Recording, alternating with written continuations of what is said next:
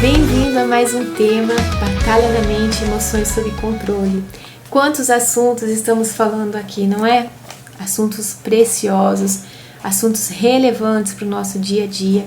Por isso quero pedir a você, se inscreva nesse canal, curta, ative o sininho aí, compartilhe esses vídeos para que mais pessoas possam ser edificadas e aprendam também isso aqui, que é muito relevante para o nosso dia a dia, né? E hoje nós vamos falar de um assunto que é desafiador, que é silencie a mente na presença do Senhor. Quando aprendemos isso, a importância, e começamos a mudar o nosso jeito, a forma de estar na presença de Deus, entender essa importância, tudo muda, tá? Porque muitas vezes a gente está até quieto com o mundo externo, mas aqui dentro está um caos. Lá no Salmos 46:10 diz assim: parem de lutar, saibam que eu sou Deus, serei exaltado entre as nações, serei exaltado na terra. A paz nasce quando Deus assume o controle dos pensamentos, tá?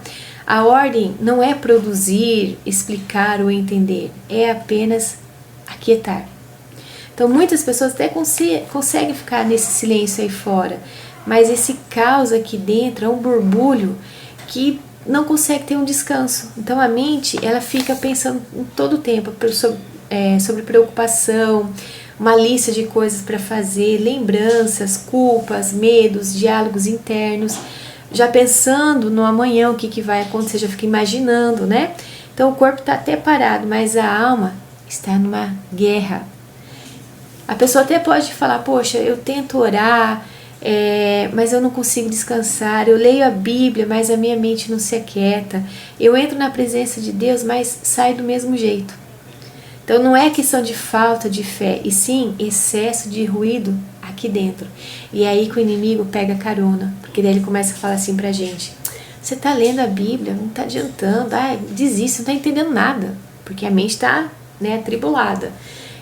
Você tá orando, mas tá do mesmo jeito, busca o Senhor, mas não muda, melhor desistir. Deus não tá entendendo, Deus não tá ouvindo. Sabe aquela sutileza da serpente vindo na nossa mente, assim como fez com a Eva, gerando dúvida, desconfiança, medo? É assim que ele vai agindo. Então a gente tem que tomar muito cuidado e aprender da importância de descansar a nossa mente na presença do Senhor. Nós precisamos disso. A mente é o quê? O campo de batalha. E aprendemos o quê? Que estamos em guerra o tempo todo. Lembra? Nossa luta não é contra carne e sangue, mas contra principados, potestades, dominadores desse mundo tenebroso, forças do mal, tá bom?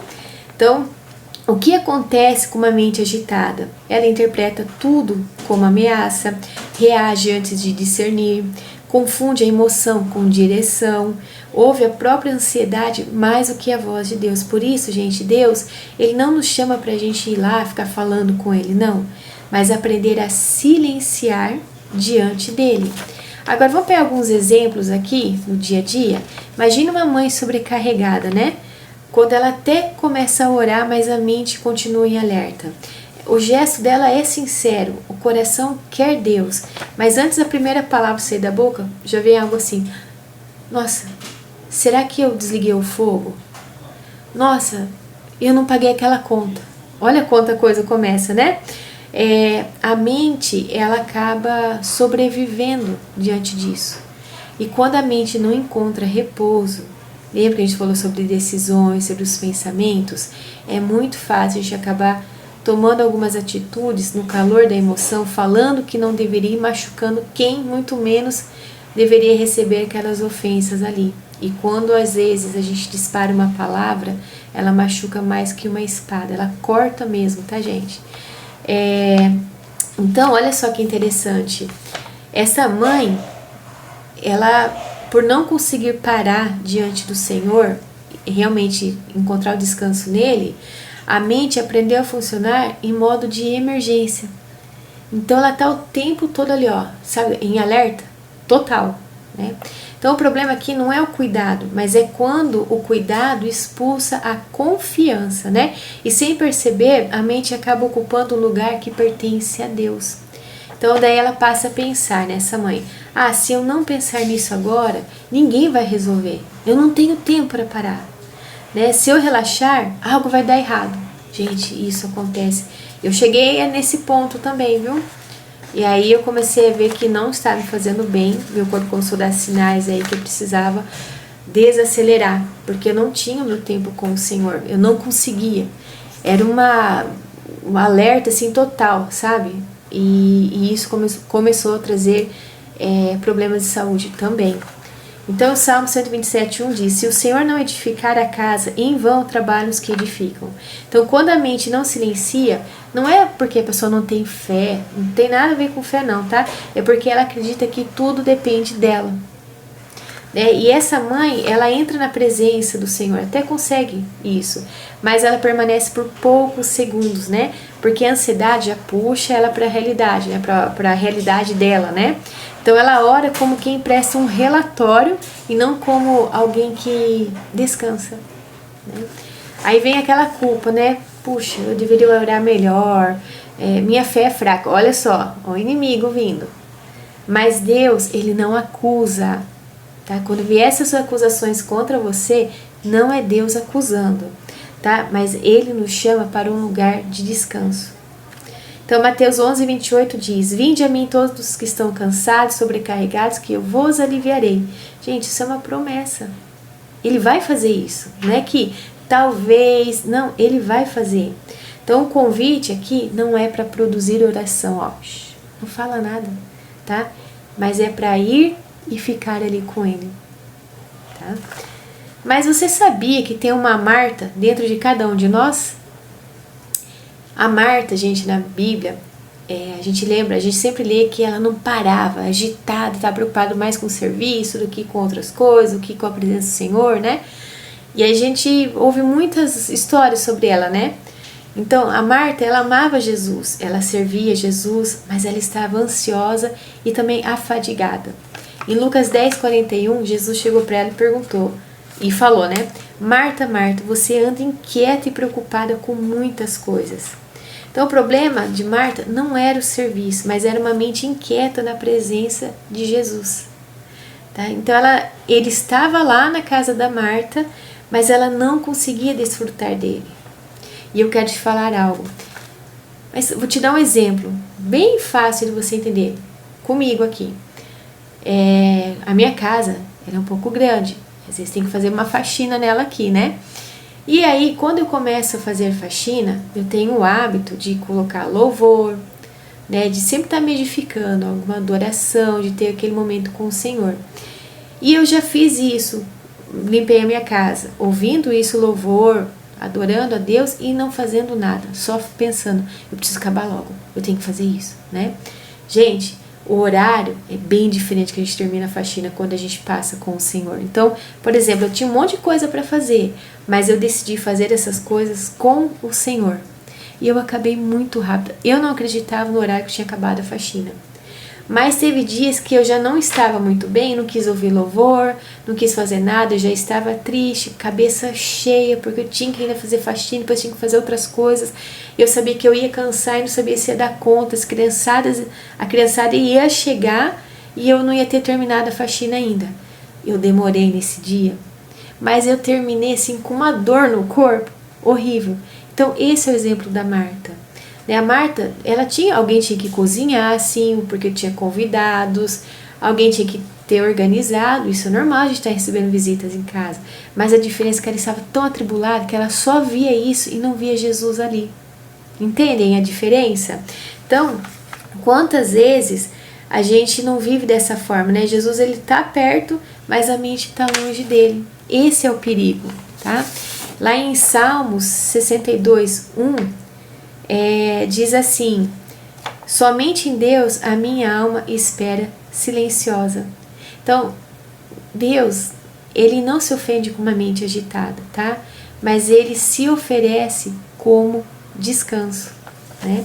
Mas assim, por que será que a ansiedade, ela se disfarça de responsabilidades? Aqui eu quero trazer algo muito importante para a gente aprender e ficar em alerta, tá? Por exemplo, no ambiente, por que então que a ansiedade, ela se disfarça em responsabilidade? É bem diferente a ansiedade e responsabilidade, tá?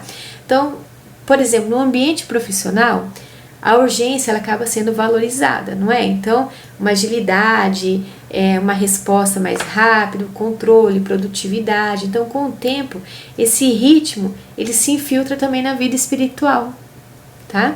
Então, o coração aprende a acreditar que parar é perder. A mente, ela passa a pensar assim, se eu não decidir isso agora, alguém decide por mim. Deus ajuda quem se ajuda. Já ouvi muito essa frase, né? Esperar é sinal de fraqueza. Mas lá no Salmo 127:2, a Bíblia fala totalmente o contrário, ela confronta isso. Inútil vos será levantar de madrugada, repousar tarde, comer o pão que penosamente granjeastes. Aos seus amados ele dá enquanto dormem. Tá? A ansiedade chama de zelo aquilo que muitas vezes é medo de perder o controle. A voz da ansiedade, ela é alta, insistente, acelerada. Já a voz de Deus é clara, firme e prática. 1 Coríntios 14:33 diz: Deus não é Deus de confusão, mas de paz. Quando a decisão é sinal de que a fonte não é a paz de Deus, a pressão, ela vem acompanhada, sabe como? Para você identificar, tá? Então a voz de Deus vem com paz. Já a pressão, a ansiedade, ela já traz uma agitação constante, medo extremo de errar, necessidade de uma resposta imediata, justificativas apressadas. Tá? Então, o Saul, vou pegar alguns exemplos da Bíblia. O Saul, lá em 1 Samuel 13, ele estava sendo o quê? Pressionado pelo povo. O povo estava inquieto porque Samuel não chegava, Samuel estava atrasado e precisava consultar Deus o que eles fariam naquela guerra. Então, o Saul, ele não esperou, ele cedeu à voz do povo, né? E não tomou a direção correta, né? O posicionamento certo, né? Ele tomou para si uma função que não era sua. Ele sacrificou para buscar a direção de Deus, né? Os holocaustos, né? Isso era função de Samuel. E qual foi o resultado? Agiste loucamente. Foi isso que foi falado para ele, né? A pressa, desculpa, gente, custou o quê? O reino, tá? Abraão e Agar, lembra da história? Né? Não vinha um filho, mas Deus falou que ia vir um filho. Cadê esse filho? A Sara, impaciente, e lá falando no ouvido de Abraão, até que ele aceitou conceber um filho com a serva Agar, né? E esse tempo que eles não tiveram, né, paciência de esperar, essa espera deles ali, ele tentou de alguma forma ajudar a Deus. Você já fez isso? Tentando ajudar a Deus? E a decisão foi rápida, né, gente? Foi uma decisão lógica, humana, né? E aí gerou conflitos que atravessaram gerações, né? A gente vê a consequência até hoje disso tudo. Então, a ansiedade, ela cria o quê? Atalhos que parecem soluções, tá? Parecem, tá bom? Esperar, gente, é ter fé, uma fé ativa. A gente precisa, no momento que nós estamos vivendo hoje, né, a nossa fé, a gente vê que ela desmorona com muita facilidade. Tá errado isso. E qual o melhor momento para a gente ativar a nossa fé? É nos momentos difíceis. Então a gente precisa deixar ativa, tá? Esperar na Bíblia nunca foi ficar parado. Pelo contrário, gente, é permanecer alinhado com o Senhor. Né? Isaías 40:31 diz: os que esperam no Senhor renovam as suas forças. Os que esperam no Senhor, tá? Então esperar exige mais fé do que agir rápido. E como discernir? É de Deus ou é ansiedade? Umas perguntas que a gente deve fazer, tá? Posso esperar sem perder a paz? Essa decisão nasce do medo ou da confiança? Estou buscando direção ou apenas validação? Há paz mesmo sem resposta imediata? Olha que interessante. Então isso aí é pra gente identificar se é uma ansiedade que está fazendo a gente tomar algumas decisões aí, tá bom? Colossenses 3,15 diz que a paz de Cristo seja o árbitro em vosso coração.